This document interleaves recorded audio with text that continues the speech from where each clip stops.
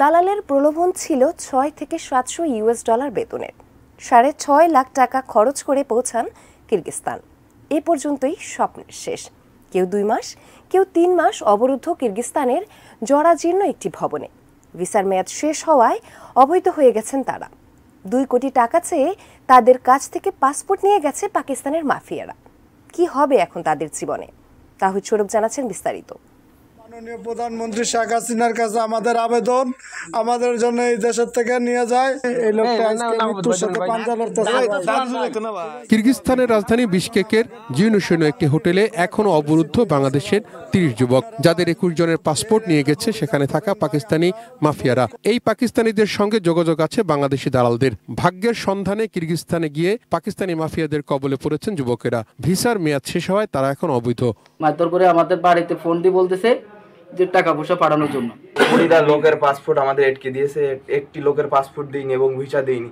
ভালো বেতনের চাকরি, দালালদের এমন প্রলোভনে তারা গিয়েছিলেন সাবেক সোভিয়েত ইউনিয়নের এই দেশটিতে। এই জায়গায় আমরা 50 কেজি বস্তা, সারাদিনে প্রায় 700-800 বস্তা টানা লাগে। এগুলা কাজ আমরা বইলেও আনছে না, এগুলা কাজ আমাদের অসম্ভব। পাচার করে হোস্টেলের মধ্যে আমাকে আটকা রাখা দিয়েছে 3 মাস ধরে। নওগাঁ, ঝিনাইদহ, যশোর, বরিশাল, গাইবান্ধা, টাঙ্গাইল জেলার এই যুবকেরা জানান বন্দিদশায় জীবনের শেষ প্রান্তে পৌঁছেছেন তারা। পচাবাসী হলেও এতদিন একবেলা খাবার দেওয়া হতো, এখন তাও জুটছে না। বাঙালির খাওয়া এই যে একটু উঠেই হইতেছে, এখন খাবে এই চিনি কেবল বিশ্বাস করবেন না, এই রুটি আর চিনি দিয়ে খাদ্য।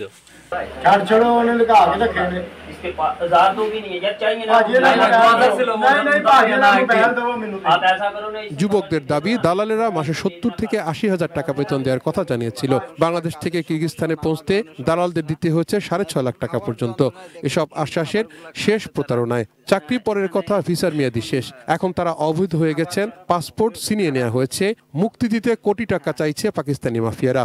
আজ ৩ মাস আমার পাসপোর্ট আটকে দিছে, এখন পাসপোর্ট দিতেছে না, আমি যেতেও পারতেছি না। মাফিয়া এখন 2 কোটি টাকা পাবে এজেন্সিদের কাছে, সে টাকার জন্য আমাদের পাসপোর্ট দিচ্ছে না।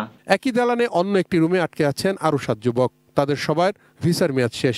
রুমের বাইরে গেলে পুলিশের হাতে ধরা পড়ার আতঙ্ক, মানবতা জীবন কাটাচ্ছেন তারা।